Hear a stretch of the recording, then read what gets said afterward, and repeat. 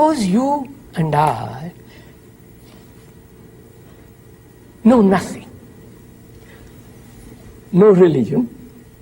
We have no conceptual knowledge. No conceptual idea at all. I have no belief, no dogma, nothing. And I want to find out how to live rightly. How to be good. Not how to be good. Be good. Be good, yes, yes, yes. Now, to do that, I have to inquire. I have to observe. Right? I can only observe. Observation is only possible when there is no division. Observation is that which eliminates the divisions. Yeah. When the mind is capable of observing without division, then I perceive. Then there is perception. It's in any scene that takes place that is more than conceptual or categorical scene or observing constructs, mental constructs, in any scene that takes place, a truth is encountered, and being and truth and goodness are all the same thing. Of course. Don't. So the question then is, why do I have to think about truth as though it were associated with the logical consistency of categories, rather than think about truth as though it were associated with my being itself? If I have to somehow or other always partialize my world, we spoke of the dualities, to think of, as we frequently do or did in the Catholic religion, of the duality of body and soul. And good and evil, incarnate in one form or another. If we have to always think that way, then we shall never find what it means to be good. To be good, yes. Or to be truthful, or to be at all. I think this is the problem, and as you suggested, there are so many centuries of cultural conditioning from all perspectives, that it's difficult. Well, human beings are brought up in this dualistic way of living. Yes, obviously. Yes. And maybe we could do this better if we could not consider the obvious dualities of good and evil, of the sacred and the profane, of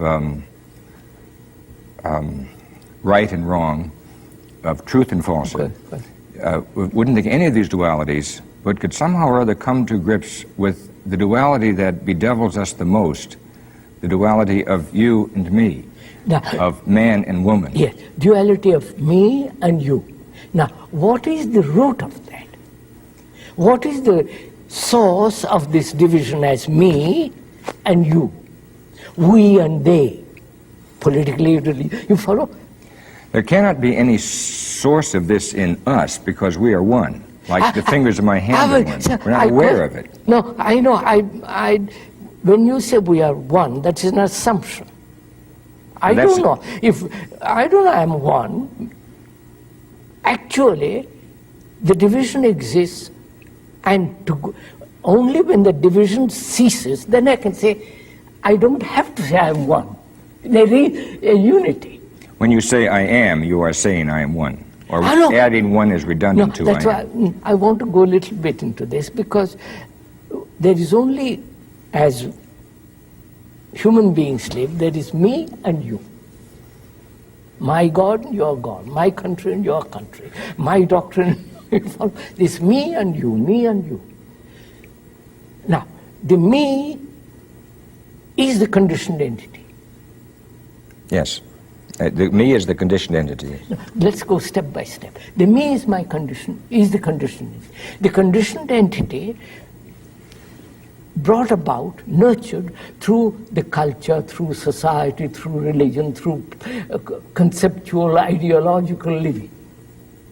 Me that is selfish, the me that gets angry, violent, me that says, I love you, I don't love you, all that's me. That me is the root of separation. Unquestionably.